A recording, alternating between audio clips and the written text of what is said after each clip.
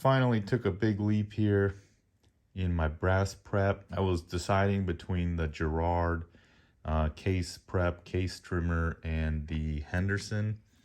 I decided to go with the Henderson. Went on their website. There's two options you can get.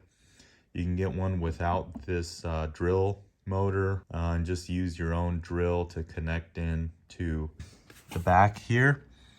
Or if you buy their motorized kit, it's more expensive, but you get bracket, you get their, this is actually American made in San Clemente, California. I was surprised. They sourced a really high quality American made motor, and it comes with this nice switch, and it's set at the correct RPM, so you don't have to mess with that. But for anyone who's got a motor, you can certainly work with that.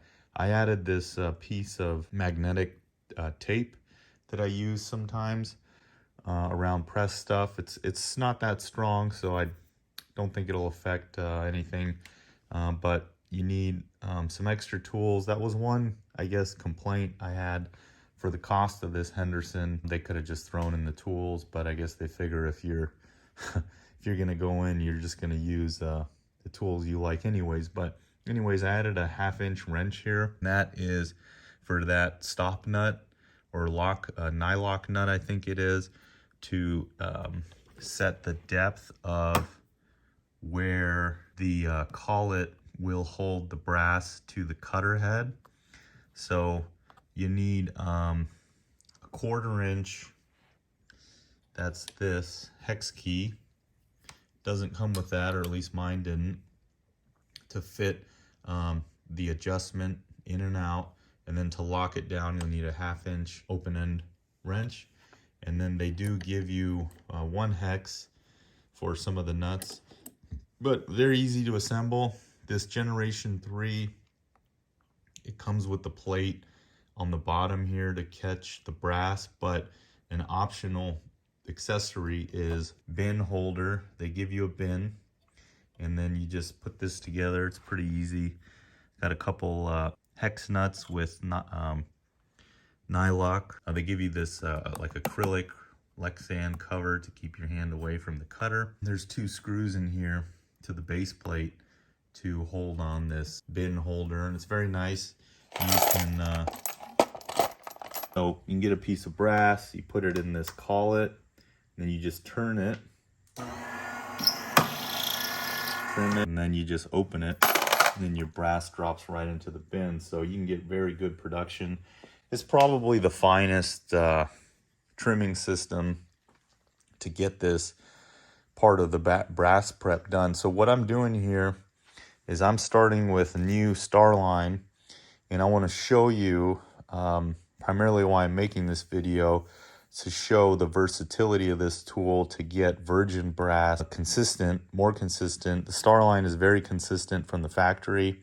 I've been measuring them, but one benefit of having this, it's a 3-way system. So Lee's is like that, and there's a couple other ones, but they're just such a pain in the ass to use, the handheld ones, and I never could get them very consistent. Some guys can tinker with them and get them just right, but I just went over all those steps. So primarily why I'm using this on virgin brass is to get the chamfer and the deburr for the seating. So one thing about this, the angle of the chamfer is, I can't remember, 30 degrees or something, but it had a little different chamfer. If you're using like a VLD or a certain type of bullet, you may want to cross-reference what angle might be best for you, although I'm not convinced that it makes a ton of difference. I guess for some seating, you may want, or for certain reloaders, they may want to have a very fine control over all that. So just a basic little chamfer in there, and then a deburr on the outer edge. And what I was using before was this Hornady all-in-one or whatever case prep duo, and it worked very well until the lithium battery died. After about a year, this battery would not really hold charge, but up to that point, this was a pretty versatile tool that I like to use. It has different angles, and the cool thing about it was it's got these little rubber feet, so you can set this on a tabletop, you can turn it on, and then you could lock it on. So this lithium ion battery stopped working for me. So what I did was I took it apart, and then I saw that there is like a hex style or 6-sided nut in here, and I found out that that was quarter, and then I could put this into my drill, and I had a very complicated contraption with just a Makita. I was using just a Makita drill, and I was able to run these cutter heads. However, I was not able to get really consistent. I'd try to count to 5, chamfering, and then, do a couple passes, deburring. The deburring is not as important, but I'd get some that were deeper depending on my hand pressure, whatever. So it certainly works doing something like this, and then you can get these different cutter heads. I still have this as a backup, I suppose, or for pistol or whatever. However, what I want to show here is I'm glad I got this now. I mean, I've only been reloading, I don't know, 3 years, something now. If you wait until you save up more money, 5-10 years of reloading, you're going to lose the value of all of those years you could have been using something that got you more time. The proper way to look at tools in this scenario is as an investment into your time over your career. Think about that and play around with what I mean. So if you lose out on the ability to reload more quickly or more better over however many years it takes to upgrade to the right tool or a better tool, then how much is that time that you lost over the 5 or 10 or a couple of years? Yeah, so figure out what that means for you. It may not mean anything. You may have a very good setup and you're just laughing at the people who wasted their money.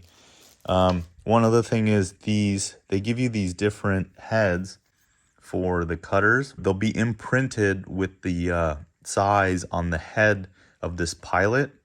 So I had trouble seeing that, so I just took a Sharpie and just marked. So this is for 6.5 or 0.26, whatever it is, 0.264. And I just wrote that on there. It's been pretty easy to work with. I mean, I've had it set up for a couple days now. You can, at some point I'm going to get this. I reworked my workbench. I moved my drill press over and moved my vise, and I'm going to get some more inline fabrication attachment points. I do have this from Inline Fabrication. I've been very happy with that. The quick change. I can swap out my press to this side, but I built this table a little bit small, but that's okay. I got my workbench back, so you can see how I have it set up here with just some basic Harbor Freight, Home Depot clamps, but there are these pre-drilled holes in here, so you can just screw this down. You can get wing nuts or something to be able to just throw it around, but it doesn't take up too much space. This certainly is nice to have the tools for this unit all here together, so I don't have to go digging for something if I got to make adjustments. Let's get to the meat and potatoes, as they would say. So again, new Starline brass, usually very consistent. One tedious thing with the virgin brass is setting up a good chamfer. As they say, your first chamfer is important. The rest of them are just touch-ups. So it comes square from the factory, meaning it's just flat where they cut it off. Some different schools have thought about this. Trimming your brass when it's new. How short can it be compared to the SAMI spec? So the SAMI spec for Creedmoor, I think, is 1.91. But it's really 1.91 minus plus or minus 0.02. So you can get away with trimming some on your new brass. However, there is a way to set this up. It takes a little bit more fine adjustment, and you're probably gonna have a couple pieces of brass that are just a little bit short. But there's a way to set up this Henderson, at least for me, to where I could just barely get it to trim the tiniest bit, like half of 1/1000th. So 0.00030 zeros and then a 5 is what I'm finding I've been getting it to trim. There are some pieces that are a little bit longer and shorter. Certainly has been more consistent doing this than just running them like I normally would with chamfer, deburr, and then loading virgin brass. So like this brass is 1/9 105, so 1.91 and half of a thousandth. So a couple other little things here. I could open this hole to get, I mean, not much of the brass is really coming out, and I just run my little vacuum, clean that stuff out anyways. But this could certainly, you know, be a little tighter, whatever. You get a little couple chips, no big deal. I mean, these are really nitpicky things that I'm noticing about the Henderson.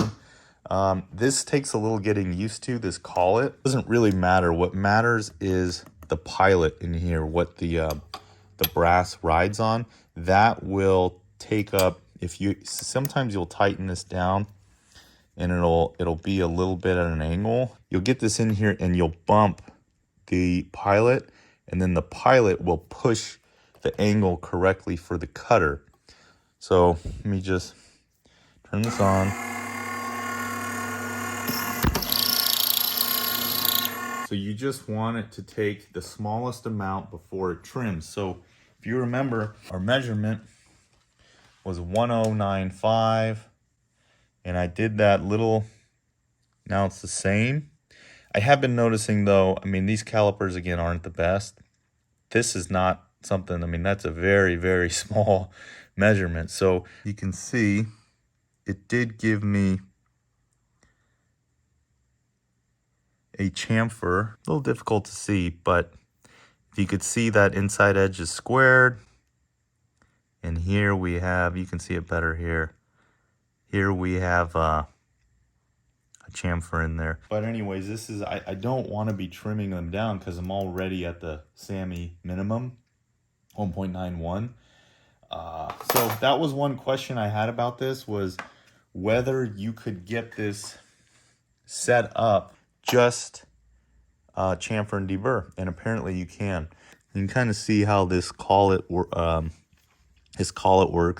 and they sell different ones of these. I think Forester makes these, but this is pretty universal, I guess, for everything up to like 338 Lapua or something. And then you can get the bigger one, but I mean, this is really nice. This oversized handle.